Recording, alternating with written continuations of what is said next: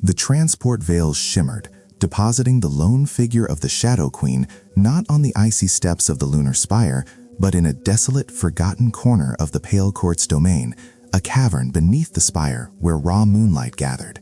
The air was frigid, thick with the scent of ozone and crystalline frost.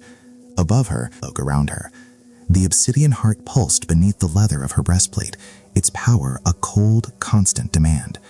But the weight that truly oppressed her was the cold steel of the dull dagger, hidden beneath her sleeve, the tool of her ultimate betrayal.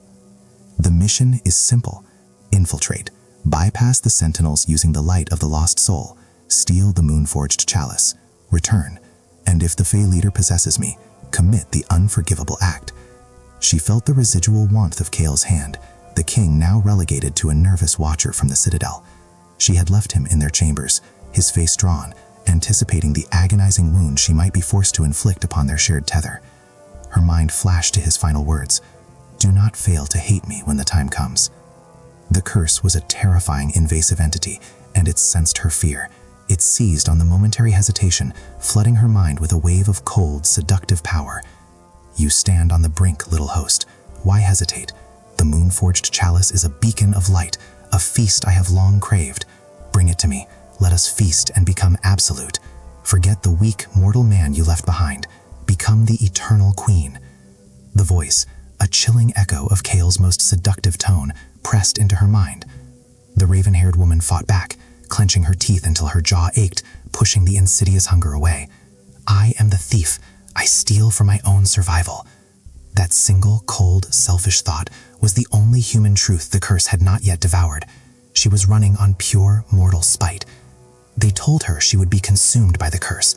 They warned her that her soul was lost, but the Shadow Queen was about to discover the one weapon no magic, no shadow, no light could ever account for: the cold, calculating, and absolutely furious heart of the woman she used to be. To steal the chalice and save her kingdom, she first had to open her soul to the darkness, knowing that the price of success was a wound that would tear our own heart, and the heart of the Shadow King, in two. If you are hooked by the intensity of the Shadow Queen's ultimate fight for her soul, and you want to witness this final, agonizing choice, then you need to subscribe to the channel. Subscribing is the only way to ensure you don't miss the next devastating turn in the Shadow Court. Now, let's descend into the lunar spire. The cavern led to a spiraling staircase of crystalline ice, climbing directly into the heart of the spire. She began her ascent, her movements silent, the familiar instincts of the thief overriding the unfamiliar command of the queen. Her mind focused on Kale's training, to expose the mortal core and stabilize the Shadow Queen simultaneously. She began the mental exercise, searching for the core emotion Kale had identified, the fierce human spite that drove her defiance. It was buried deep, almost extinguished by the consuming shadow, but it was there, a flicker of selfish, righteous anger. She pulled it forward, a dangerous, reckless act of will. The moment she allowed the mortal core to surface, the air around her shifted. The heavy, volatile shadow magic receded, replaced by a momentary sensation of gold, pure emptiness, the curse holding its breath, anticipating the consumption. She reached the first landing. The chamber was flooded with powerful moonlight filtering through the crystalline walls.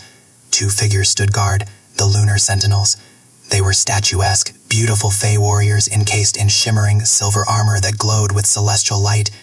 Their power was palpable, a wave of pure, repelling light that would instantly vaporize any shadow creature. The sentinels raised their crystalline spears. A melodic, ancient Fey voice echoed, "Intruder, you carry the darkness of the Shadow King. Depart or be purified." The raven-haired woman held her ground, focusing every scrap of her will on maintaining the exposure of her mortal core. She projected the human fury she had cultivated, letting the raw emotion, the feeling of being unjustly captured and forced into service, wash over her. The sentinels paused, their spears lowered slightly. They sensed the shadow, yes, but they also registered the undeniable potential for light, the uncorrupted human soul fighting for survival beneath the darkness. "The core is untainted," one sentinel stated, her voice tinged with surprise. "She is mound, but not yet consumed. She carries the shadow, but her will remains mortal." The sentinel stepped aside. The gambit had worked. The thief's raw human emotion had deceived the most potent light defenses of the Fae. She moved deeper into the spire, through echoing halls where the moonlight grew painfully bright. The deeper she went, the harder it became to hold the exposed mortal core. The curse was frantic, twisting her thoughts, desperately trying to shut down the exposure and feast on the vulnerable light. Give in, become the queen.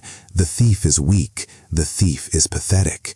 Shut up, the woman muttered under her breath, a purely human act of defiance. She reached the main vault chamber, a massive cathedral-like space at the spire's apex. In the center, suspended above a runic altar carved from moonstone, floated the moon-forged chalice.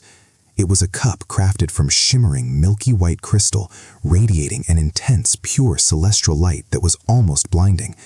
The artifact was beautiful and deadly. The moment she stepped into the chamber, the chalice's light surged. It didn't repel her, it pulled her, a powerful magnetic draw toward the source of unadulterated light that the curse so desperately craved. The curse within her went silent, focusing its entire malevolent will on reaching the artifact. She began to move, but her progress was halted by the appearance of a spectral figure wreathed in chilling moonlight. Lady Maris, the leader of the Pale Court.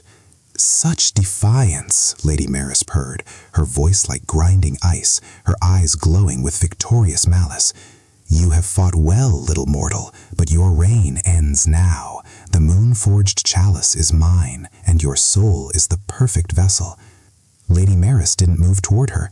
Instead, she threw a bolt of pure, icy light magic. The woman raised her hand to counter with a shadow, but Kale's training echoed in her mind. Do not use the shadow against the light. It will destroy the chalice. The light bolt struck the obsidian heart beneath her armor. The force didn't break her, but it was the signal. Lady Maris had found the tether. A searing, agonizing pain erupted in the woman's head, instantly overwhelming the curse's internal voice. It wasn't physical pain. It was the psychic invasion of Lady Maris, using the magical link of the curse to seize control. The Fae leader was pouring her own chilling, controlling spirit into the open conduit of the Thornvine mark. Yield, Lady Maris commanded, her voice now ringing inside the woman's skull, cold and possessive. I claim this body. I claim the shadow heart. I claim the citadel. The woman struggled, her hands clenching, her body locked in a silent, internal scream. She could feel the Fae spirit gaining purchase, pushing her consciousness aside, ready to assume dominance. She fought back, using the pure, frantic skite she had been cultivating, but the Fae magic was too strong, too refined. She could hear Kale's voice in her mind, strained across the magical tether.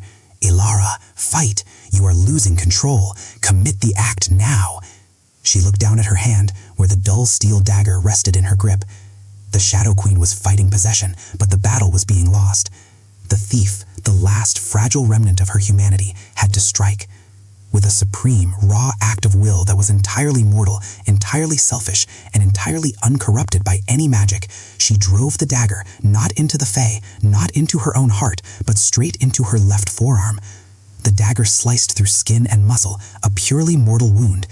The pain was shocking, clean, and non-magical. Blood, warm human blood, instantly welled up, pouring over the cold steel. The agonizing simplicity of the mortal injury was something the curse, the ancient magical entity, could not compute. The force that had been attempting to possess her, the Fae magic tied to the curse's link, was instantly and violently rejected. A shriek of fury erupted from Lady Maris as her spirit was violently thrown from the host.